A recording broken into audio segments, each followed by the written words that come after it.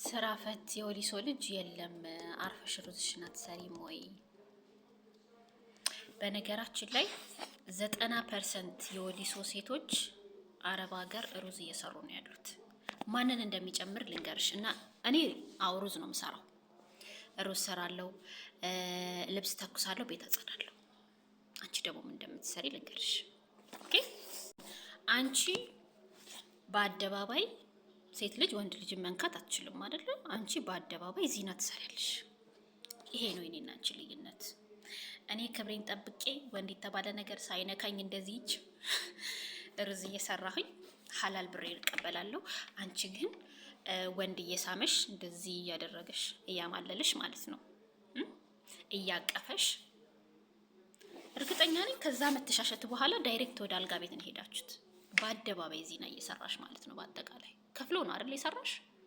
ከፍሎ ነው ብር ከፍሎሽ ነው አይደል ያሰራሽ ይሄንን ቪዲዮ። አንዳንድ ሰዎች ሰውን መኮርኮር ትፈልጋላችሁ፣ እንዲናገር ታደርጉታላችሁ። በጣም መናገር የምፈልገውን ነገር እየተቆጣጠርኩኝ በጣም አንደበቴን እየገታሁኝ፣ ምክንያቱም መናገር ነው የምፈልገው። ምክንያቱም እኔ ኡስታዝ ነው ያሳደገኝ። እርግጠኛ ነኝ አባቴ ደግሞ አስተምረውሻል። ለዛውም ደግሞ 40 እየገረፉ ነው ያስተማሩሽ። 40 ይጋትሚ ሶ ያ እና ሩዝሽን አስሪም ላልሽው ደግሞ በጁን ማለት ነው። እቺ ጓደኛሽን ባለውለታሽን ማለት ነው ዱባይ ላይ ሩዝ ሰሪ አይደል ያደረግሻት።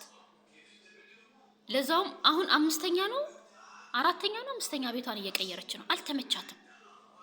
በዚህ ደረጃ ሰውን ትክቻለሽ፣ ከሃዲ ነሽ። በዚህ ደረጃ ውለታ ቢስ ነሽ። በዚህ ደረጃ ገባሽ? ስራ ፈትላልሽው ሩዝ ከመስራቴ በኋላ ከሰራው በኋላ የምሰራቸው 4 ስራዎች አሉኝ። ላንቺ እዚች ጋር 5 ደቂቃ ማባከንበትን ሄጄ ወይ ቪዲዮ ብሰራበት ወይ ቪዲዮ ኤዲት ባረግበት ወይ የሆነ ነገር ባረግበት በቃ በጣም ብዙ እንትን ይጠቅመኝ ነበረ። ግን እቺን ሳልመልስልሽ አላልፍም። ይሄን ሳልመልስልሽ አላልፍም ብዬ ነው። እና 4 ስራ አለኝ። ገባሽ? አምናት ስራ ፈት ጊዜ የሌለኝ ሰው ነኝ ሲጀመር። ላንቺ ግን መልስ አልመልስልሽ። በምን እየተዋወቅን እንዴት ነው ማልመልስልሽ?